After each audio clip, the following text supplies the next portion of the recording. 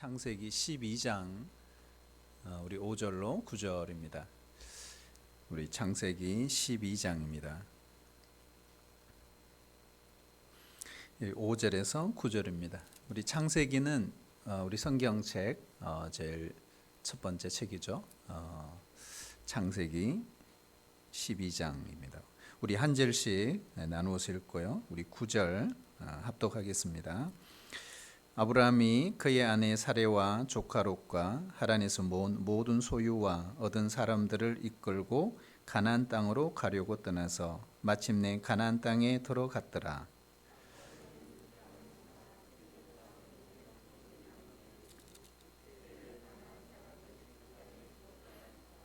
여호와께서 아브라함에게 나타나 이르시되 내가 이 땅을 내 자손에게 주리라 하신지라. 자기에게 나타나신 여호와께 그가 그곳에서 제단을 쌓고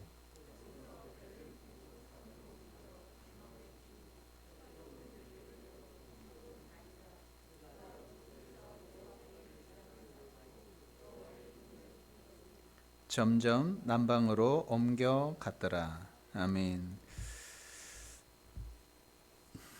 오늘 우리 제목이요, 아브라함의 제단 쌓기. 여러분 제목만 들어도 오늘 무슨 이야기 할 건가 감이 오시죠? 그죠? 예배죠, 예배. 여러분 하나님께서 아브라함을 왜 부르셨다 그랬죠? 하나님의 아브라함을 부르신 목적은 모든 민족의 복의 근원이 되게 하시기 위해서 부르셨다, 이렇게 이야기했습니다. 그러면 아브라함 혼자서 모든 민족, 모든 열방의 복의 통로는 될 수 없습니다. 그럼 어떻게 해야 되죠? 민족이 형성이 돼야 됩니다. 그래서 아브라함을 축복하실 때 너로 큰 민족을 이루고, 이렇게 큰 민족을 이루고, 이 민족은 믿음을 가진 믿음의 자손을 말하는 것이죠. 여러분 나라가 세워지려면 국민이 있어야 되고 백성이 있어야 되잖아요. 그래서 아브라함을 통해서 그 일을 행하십니다. 나중에 이삭과 그리고 야곱, 그리고 이 야곱의 70명의 가족이 어디로 들어가죠? 애굽 땅으로 들어갑니다. 430년 만에 엄청난 번성을 가져와서 출애굽을 할 때는 250만 명. 그래서 국민이 이루어지고 나라를 이루기 위한 백성이 이루어지는 걸 볼 수 있습니다. 하나님께서 아브라함을 통해서 이스라엘을 제사장 나라로 삼으시는 거죠. 그래서 모든 민족의 축복의 통로가 되도록, 들어가도 복을 받고 나가도 복을 받는 민족을 만들기 원하셨던 겁니다. 우리가 이 성경의 이 구속의 이 드라마, 이걸 보면은 하나님의 아주 놀라운 이 프로젝터가 작동하고 있다는 것입니다. 그것은 바로 하나님께서 아브라함을 통해서 이 세상의 모든 민족 가운데 하나님을 드러내게 하는 것입니다. 하란을 떠날 때 그의 나이가 75세였습니다. 여러분 결코 적지 않는 나이죠. 그럼에도 불구하고 하나님은 그를 부르셨어요. 인생의 황혼에 접어든 그에게 새로운 도전이 된 것입니다. 우리가 상식적으로 생각해 보면 그 나이에 뭘 하겠는가, 이런 생각을 할 수 있잖아요. 그렇죠? 그럼 여러분 그렇지가 않아요. 우리가 성경을 읽어보시면 나이는 숫자에 불과하구나, 하나님의 일에 전혀 걸림돌이 되지 않구나 하는 걸 알 수가 있습니다. 여러분 모세는요 80세에 부름받았습니다. 철학자인 소크라테스는 80세부터 해서 음악을 연구하기 시작을 했다고 합니다. 우리가 잘 아는 파스테르라는 사람은 60세에 대해서 60세 때 광견병 치료법을 발견했다고 하고요. 콜럼버스는 신대륙을 항해했을 때 그의 나이 50세에 그 신대륙을 발견하는 데 성공을 했다고 하잖아요. 그래서 여러분 가장 중요한 시기는 지금입니다. 그러니까 내가 몇 살이냐가 아니라 지금이 중요합니다. 여러분 어떤 인생도 하나님 안에서는 이미 늦어버린 인생은 없습니다. 인생에는 은퇴가 없습니다. 특별히 믿음의 사람에게는 바로 이 나이를 넘어서는 것이죠. 여러분 지금 시작하세요.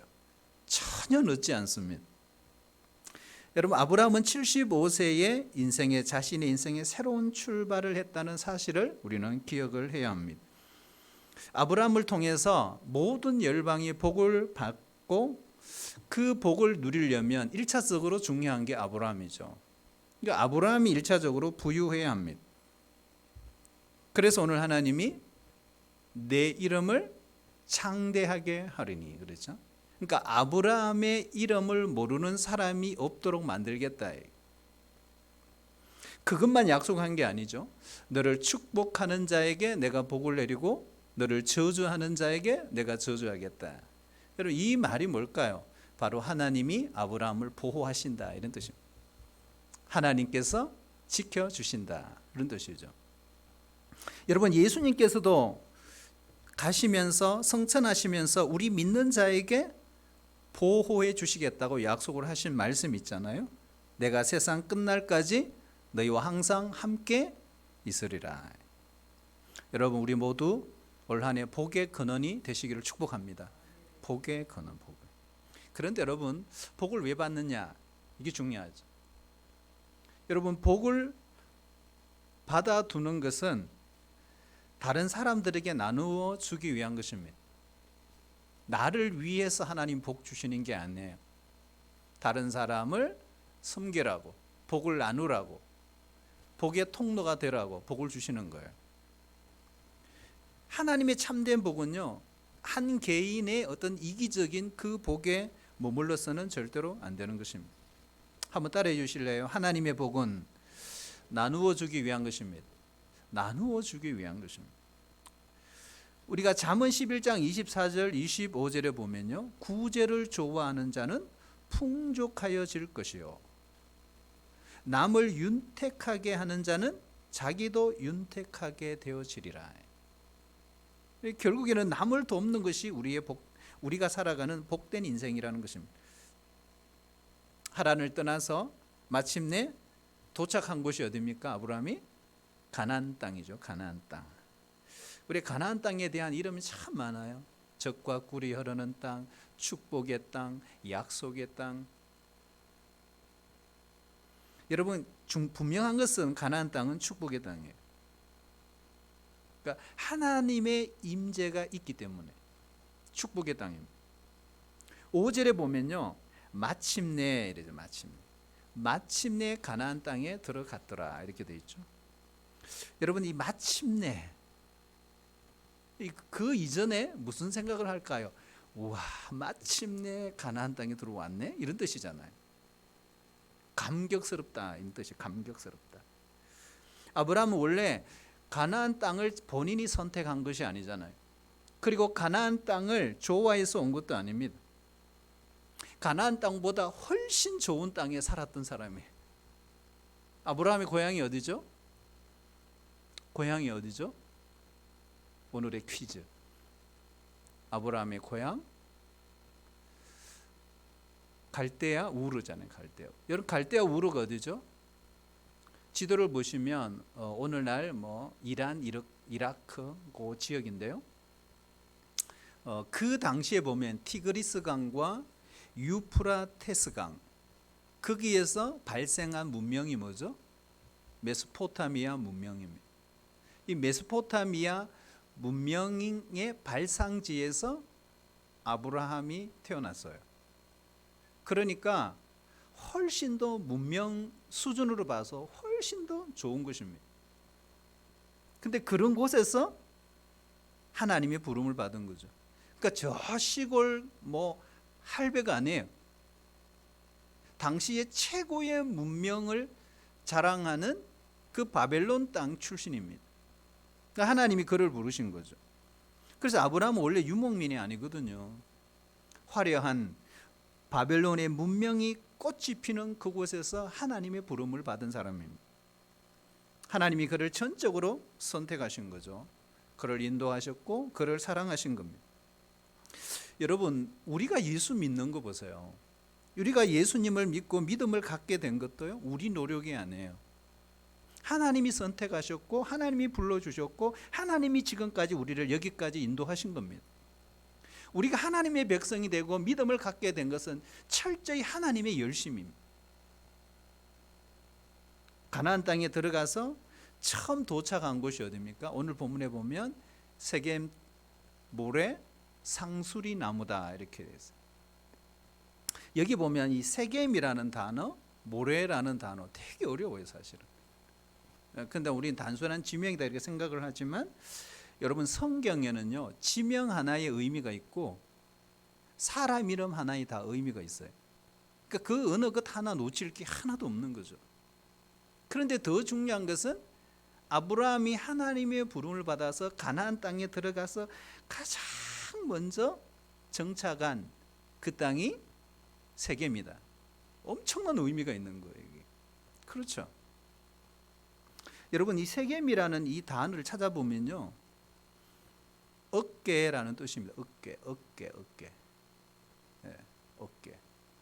유대인들은, 히브리인들은 이 세겜이라는 이 어깨라는 뜻을 어떻게 그들은 해석하느냐 하면 힘, 복종 이런 의미를 가르친다는 거예요. 힘, 복종. 모래라는 또 지명이 나오죠. 여기 모래라는 것은요, 이해와 지식, 뭐 명사로는 선생, 뭐 동사로는 가르치다, 뭐 이런 뜻이 있다고 합니다. 근데 여기 보면 세겜 모래 상술이 나와. 그러니까 여기에 두 단어가 들어가 있어요. 그러니까 지명이 두 가지가 들어가 있는데 복종과 지식, 복종과 이해, 복종과 가르침, 이 개념이 세겜 모래 상수리 나무 안에 들어가 있다는 것입니다. 자, 여러분 이거를 우리가 해석해 보면 복종과 지식 이게 뭘까요? 순종할 때 알게 된다 이런 뜻입니다. 모래, 세겜 모래 상수리 나무, 순종할 때 알게 된다.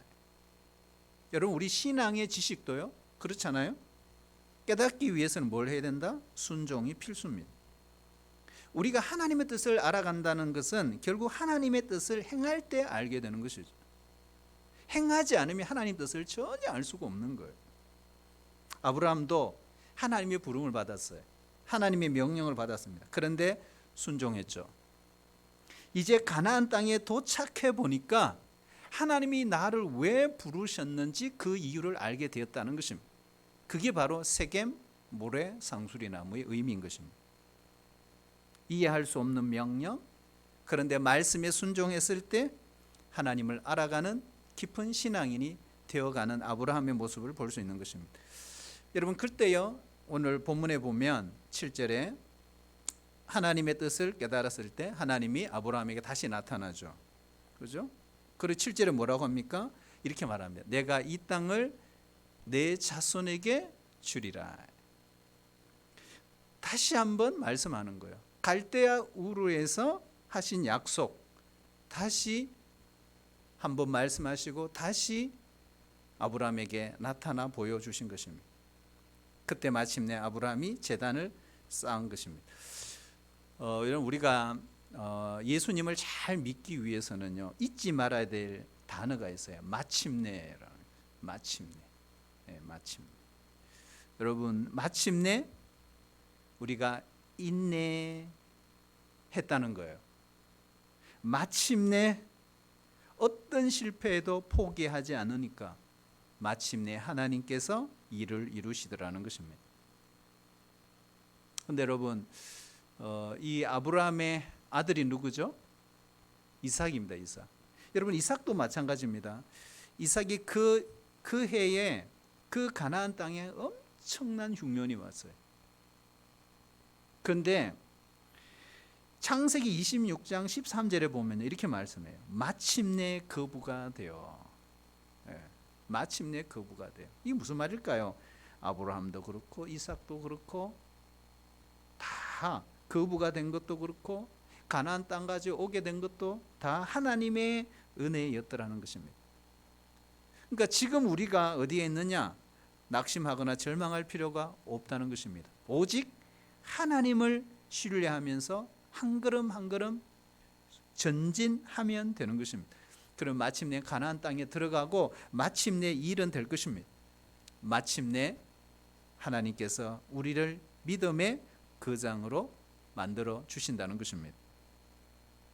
여러분, 아브라함을 우리가 공부하면서 아브라함의 신앙 중에서 우리가 정말 배워야 될 것이 뭐냐? 바로 오늘 제목이죠. 한번 따라할까요? 여호와께 제단을 쌓았다. 예배하는 신앙입니다.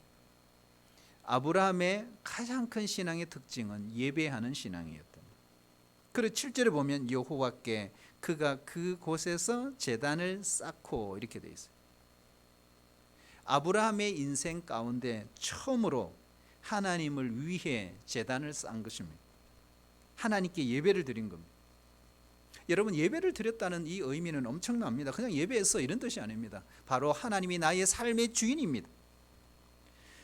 여기까지 인도하시는 분이 누구인지를 깨달았기 때문에 예배를 하는 것입니다.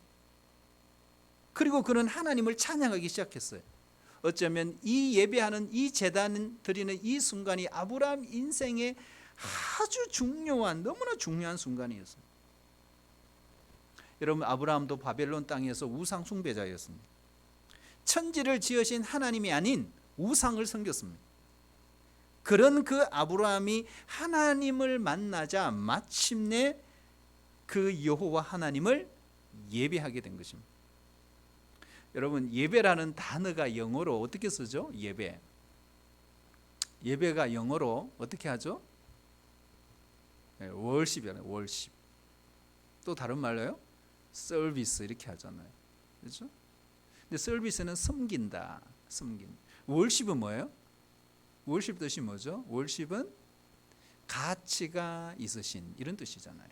가치가 있다.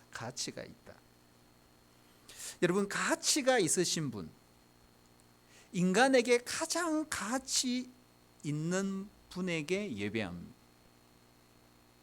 그럼 여러분, 이걸 거꾸로 생각해 보면 어디에 가치를 두느냐에 따라서 어쩌면 모든 사람은 예배자입니다. 예를 들어서 어떤 사람이요, 물질의 가치를 두면, 최고의 가치를 두면 물질을 예배하는 만몬주의자가 되는 거죠. 만약에 쾌락의 인생의 가치를 두면 쾌락주의자가 되는 거죠. 여러분들, 우리 하나님께 모든 가치를 둔다면 하나님을 예배하는 것입니다. 그래서 문제는 예배의 대상이 누구냐 하는 것입니다. 하나님은 우상 숭배자였던 그 아브라함을 부르셔서 하나님을 예배하는 자로 만드신 것입니다. 하나님이 우리를 부르신 가장 중요한 목적은 뭘까요? 바로 하나님을 찬양하고 하나님을 경배하기 위해서다. 여러분, 질문 하나 해볼게요. 여러분, 짐승들은 예배할까요? 안 할까요? 더 노골적으로, 오늘 원숭이가 예배하러 오신 분 봤어요? 원숭이가 예배합니까? 우리 집에 사택 앞에 가면요, 무럭이가 있어요. 무럭무럭 자라라고 해서 아이들이 무럭이라고 이름을 지어줬어요. 너무 무럭무럭 자랐어요. 살 좀 빼야, 다이어트 해야 돼. 여러분, 무럭이가 예배할까요? 못합니다. 안 합니다. 할 수 없습니다. 왜요? 왜 그럴까요? 한번 따라해 주실래요? 예배는 영혼이 있는 자가 하나님께 드리는 것이기 때문에. 그렇죠. 여러분, 영혼이 있느냐 없느냐 어떻게 구분을 합니까? 예배를 드리느냐 드리지 않느냐는 것입니다. 하나님을 예배한다는 것은 하나님을 하나님으로 인정한다는 것입니다. 여러분, 하나님께 감사하시기를 축복합니다. 진정한 신앙, 진정한 헌신, 바로 예배에서 나타납니다. 우리가 8절을 보시면요, 아브라함은 예배하면서 누구의 이름을 불렀다 그랬죠? 여호와의 이름을 불렀다. 그동안 아브라함은 우상 숭배자로서 하나님의 이름을 한 번도 부른 적이 없습니다. 자, 그럼 여러분, 누구의 이름을 불렀을까요? 지금까지 하나님의 이름을 한 번도 드러낸 적이 없어요. 아브라함은 자기의 이름을 드러내며 살았습니다. 여러분, 우리가 하나님을 만나면 그렇게 되는 거죠. 자기 이름이 아닌 이제는 하나님의 이름을 드러내죠. 하나님의 이름을 높이며 삽니다. 여러분, 우리가 창세기 11장은 바벨탑 사건이죠. 여러분, 바벨탑 사건의 가장 핵심이 뭐예요? 이 바벨론 사람들이요, 하나님의 이름을 부른 것이 아니라 자신의 이름을 더 높였다, 그렇게 돼 있어요. 우리가 창세기 11장 4절에 보면 우리 이름을 내고 온 지면에 흩어짐을 면하자 하였더니, 여러분, 하나님이 없는 사람들은 자기 이름을 드러냅니다. 철저히 자기 이름을 드러냅니다. 그러나 믿음이 있는 자는 아니에요. 하나님의 이름을 높이죠. 하나님의 이름을 드러냅니다. 나중에 하나님께서 바벨론 사람들을 다 흩으시죠. 그리고 하나님의 이름을 높일 한 사람을 선택하셨어요. 그 사람이 누구죠? 바로 바벨론 땅에서 아브라함을 불러내신 겁니다. 왜요? 인간은 왕이 아니라는 거. 내가 왕이야. 이거를 아브라함을 통해서 말씀하시는 것입니다. 한번 따라해 주실래요? 예배는 하나님의 이름을 부르는 것입니다. 예배는 하나님의 이름을 부르는 것입니다. 하나님만이 제 삶의 주인이세요. 이제 그 누구도 제 마음을 사로잡을 수 없어요. 신앙 고백 위에 예배가 됩니다. 여러분, 신앙 고백 위에 예배가 됩니다. 이게 무슨 말일까? 예수님이 나의 구주가 되시고 나의 주님이라는 그 고백, 하나님이 이 천지 만물을 창조하셨다고 하는 그 고백, 하나님이 내 인생을 인도하신다고 하는 그 고백 속에 진정한 예배를 드릴 수가 있다는 것입니다. 여러분, 하나님이 찾으시는 사람은 일 많이 하는 사람이 아니에요. 어떤 사람이에요? 영과 진리로 예배하는 자를 찾으십니다. 지금도 마찬가지. 그래서 예배는 우리 신자의 삶 속에 그 어떤 것보다 가장 우선이 되는 것입니다. 어떤 급한 일보다 앞설 수 있는 것이 없다 하는 것입니다. 여러분, 우리가 어디에 있든지 하나님의 이름을 높이는 사람이 되어야 합니다. 여러분, 하나님의 이름을 높이는 것은 언제든지 어느 곳에든지 장소에 불문하고 할 수 있습니다. 하나님이 영광 받으시도록. 하나님의 이름은 곧 예수의 이름이죠. 예수님은 하나님의 이름을 드러내기 위해서 이 땅에 오신 만왕의 왕, 만주의 주이십니다. 예수님의 이름을, 그래서 우리는 찬양하는 것입니다. 우리가 빌립보서 2장에 보면 예수님의 이름은 모든 이름 위에 뛰어난 이름이다. 그래서 예수님의 이름에 뭐가 있어요? 권세가 있는 거죠. 예수님의 이름에 능력이 있습니다. 예수님의 이름으로 구원받잖아요. 예수님의 이름은 하나님의 모든 약속이 예수님의 이름을 통해 이루어지고 성취된 것입니다. 우리가 기도할 때도 그렇잖아요. 예수님의 이름으로 기도합니다. 그래서 기도 응답도 예수님의 이름으로 기도 응답을 받는 것이죠. 그러니까 예수님의 이름으로 귀신이 쫓겨나가는 것이죠. 예수님의 이름으로 능력이 나타나는 것입니다.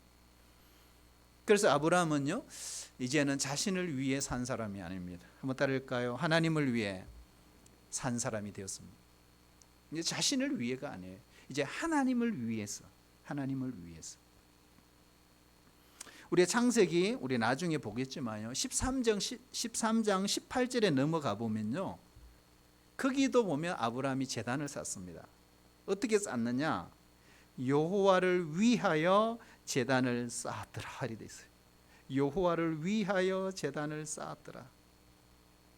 이게 뭘까요?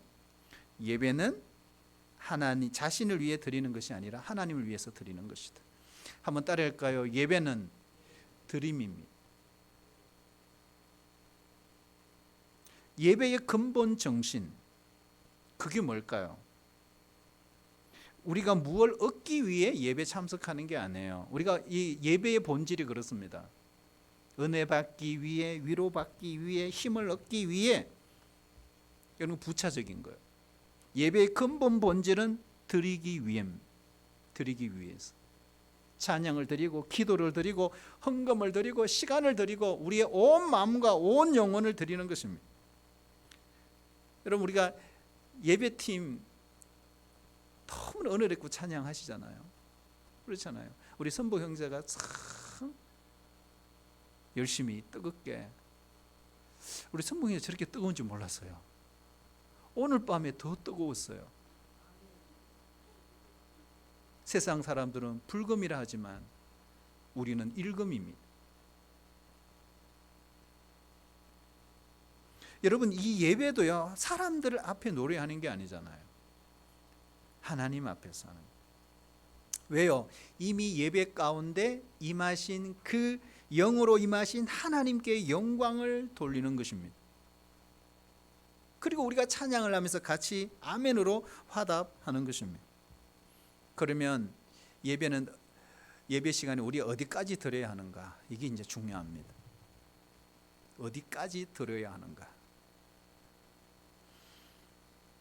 아브라함이요, 나중에 창세기 22장에 가보면 정말 믿음이 조상이 될 만큼 믿음이 정말 많이 성장했어요. 그때 어떻게 합니까? 이삭을 제단에 드립니다.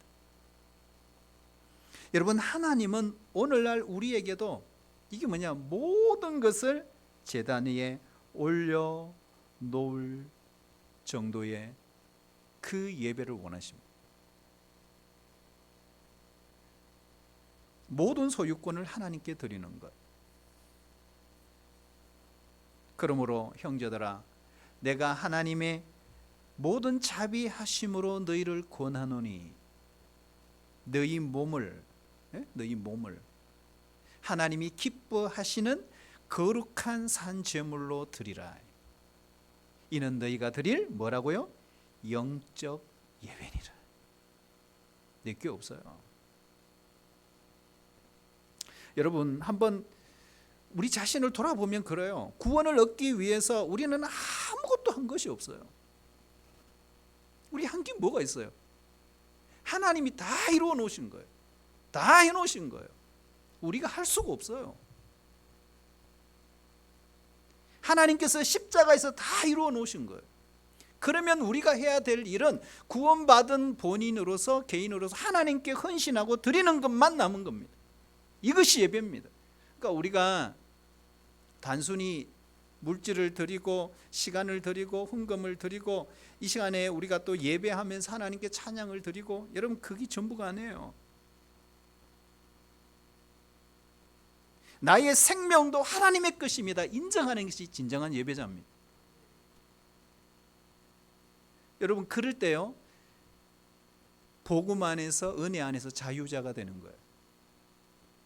그 자가 참된 예배자입니다.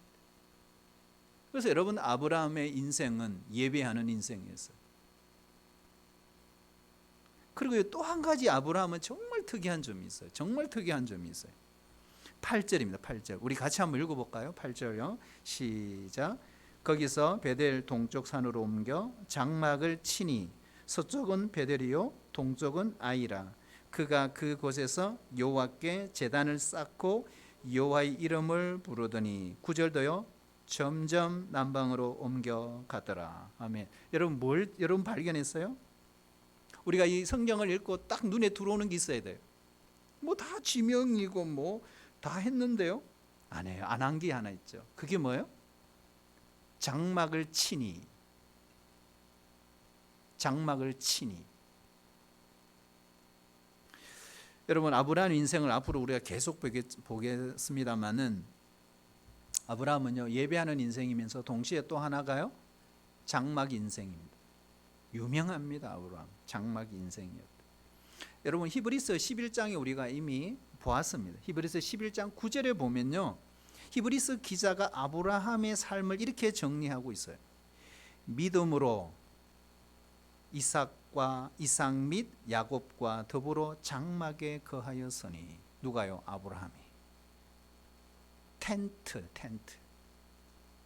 아브라함은 하나님을 만난 이후로부터 자신의 마지막 종착지가 이 땅이 아님을 알았다, 이런 말입니다. 비록 가나안에 도착을 했지만 그것은 그림자에 불과하다는 것입니다. 왜요? 장차 그가 들어갈 하나님의 본향이 있다는 걸 알았기 때문에. 그래서 히브리서 11장 10절을 보세요. 이는 그가 하나님이 계획하시고 지으실 터가 있는 성을 바랐음이라. 이렇게. 여러분, 아브라함은 순례자였습니다. 천국 본향이 목표입니다. 그래서 그는 비록 유목민이 아니었지만 유목민의 삶을 살았습니다. 그는 어느 곳에서 뿌리를 내리지를 않았어요. 그는 집을 짓지 않았습니다. 장막을 쳤습니다. 그는 나그네였습니다. 여러분, 이 땅에 살아가는 많은 사람들 보세요. 이 땅이 마지막 종착지로 생각합니다. 거기에서 여기에 뿌리를 다 내려버리는, 말뚝 박아버리는 거예요. 이 땅에서 모든 성부를 걸어버립니다. 그러나 여러분, 성경에 의하면 이 땅에서 영구히 살 사람은 한 사람도 없다는 것입니다. 여러분 모세 잘 알죠? 모세. 오늘 집에 가시면 시편 90편을 꼭 한번 읽어보세요. 모세의 노래입니다. 그는 120년을 살았습니다. 정말 파란만장한 인생입니다. 그런데 그 노래를 자기의 인생을 어떻게 표현하고 있습니까? 120년의 긴 세월을 살았으면서도 우리의 연수가 70이요. 강건하면 80이라도 그 연수의 자랑은 수고와 슬픔뿐이요 신속히 가니 우리가 날아가나이다. 이렇게 했어요. 인생은 구름처럼 쉽게 사라지는 이슬과 같다고 그는 말합니다. 여러분, 모세의 인생을 이렇게 표현해요. 티끌과 같다. 밤의 한 순간과 같다. 잠깐 자는 것 같다. 아침에 돋는 풀과 같다. 왜요? 저녁이면 말라버리니까.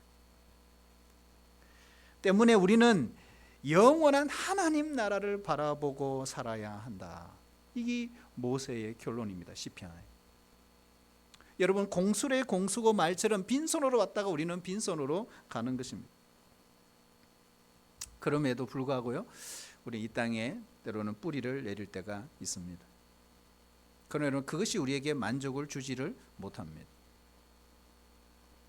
여러분, 아브라함 보세요. 부자였거든요.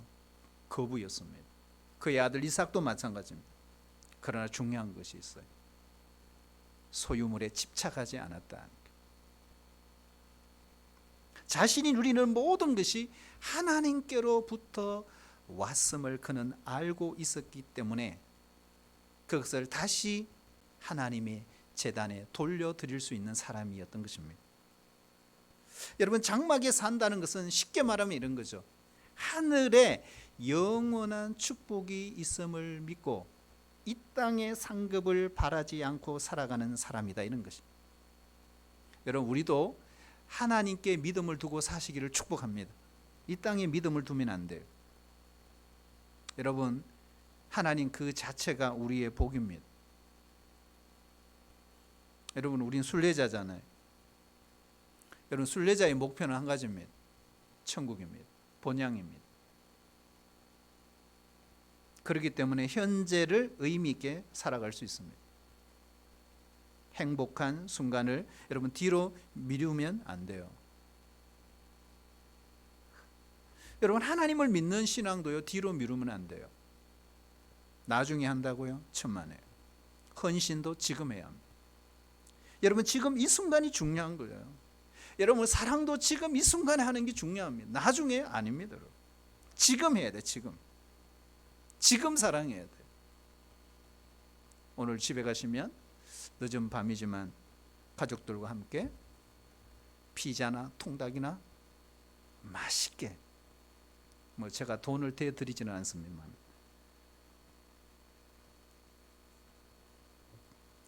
지금이 중요합니다. 지금. 여러분, 우리 예수님도 보세요. 예수님도 이 땅에 순례자의 삶을 사셨잖아요. 여우도 굴이 있고 공중의 새도 거처할 곳이 있어도 인자는 머리 둘 곳이 없다 그랬습니다. 여러분, 예수님은 공생애 3년 사셨지만 하나님의 이름을 높이며 사신 생애입니다. 하나님의 뜻을 이루며 사셨어요. 여러분, 우리도 순례자입니다. 여러분, 가볍게 사시기를 축복합니다. 무거우면 안 됩니다. 이 땅에 너무 말뚝을 깊이 박으면 안 돼요. 왜요? 하나님이 언제 부르실 줄 몰라요. 오늘 밤이라도 부르실 수 있어요. 하나님이 부르시면 언제든지 떠날 수 있어야 합니다.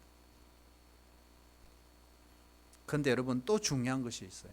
하나님이 원하신다면 언제까지 머물 수 있는 것도 우리는 열어두어야 하는 것입니다. 그래서 너무 떠나지 않으려고 몸부림치지도 마시고 이 땅에 너무 머물려고도 몸부림치지 마시고 너무 떠나지 않으려고도 몸부림치지 마세요. 하나님이 인도하시는 대로 순종하세요. 그러면 하나님께서 우리 인생을 책임져 주실 것입니다. 우리 모두 이 아브라함의 삶을 우리가 추적해 가면서 우리가 오늘 두 가지 기억해야 합니다. 아브라함은 예배자의 인생을 살았다. 두 번째는 그는 장막 인생을 산 사람입니다. 우리도 그 길을 따라가야 하는 것이죠. 여러분 이번 한 주간도 우리가 사순절을 지내면서 우리의 신앙을 다시 한번 점검하고 우리 예배를 점검하고 내 삶을 한번 점검해보고 돌아보는 우리 귀한 한 주간이 되시기를 축복합니다.